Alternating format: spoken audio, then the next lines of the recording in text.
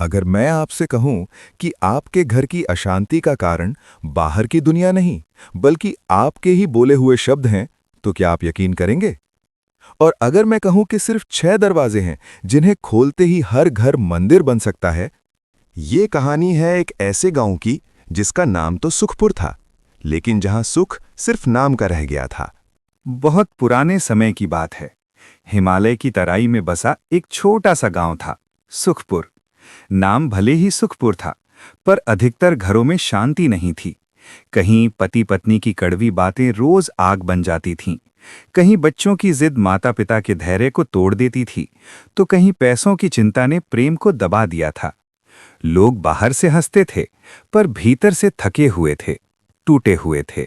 गांव के बाहर एक प्राचीन बरगद के नीचे रहते थे आचार्य देवशांत। लोग कहते थे वो कम बोलते हैं, पर जब बोलते हैं तो दिल हिल जाता है। एक दिन कई परिवार अपने दुख लेकर आचार्य के पास पहुंचे। किसी ने कहा, घर में रोज झगड़ा होता है। किसी ने कहा, बच्चे हमारी बात नहीं मानते। और किसी ने भारी मन से कहा, सब कुछ होते हुए भी मन अशांत रहता है। आचार्य ने बिना कुछ कहे एक दिया जलाया।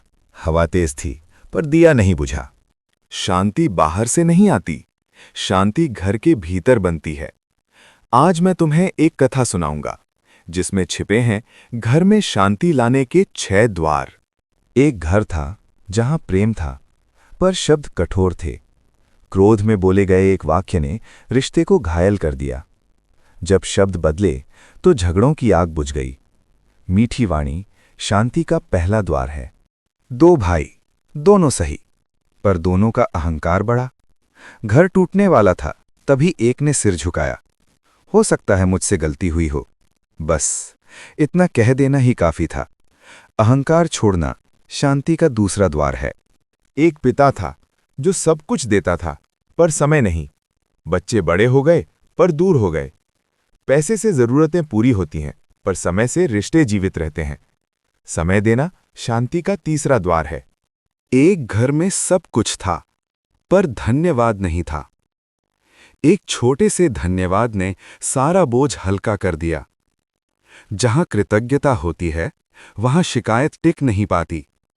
ये चौथा द्वार है। जिस घर में दिन की शुरुआत ईश्वर के स्मरण से होती है, वहां नकारात्मकता रुक नहीं पाती। प्रार्थना, ध्यान, सकारात्मक सोच शांति का 5वां द्वार है। एक छोटी सी गलती सालों तक पकड़ी गई, रिश्ता भारी होता चला गया। जिस दिन माफी मांगी गई और माफ किया गया, उसी दिन घर हल्का हो गया। क्षमा कमजोरी नहीं, शांति की सबसे बड़ी शक्ति है।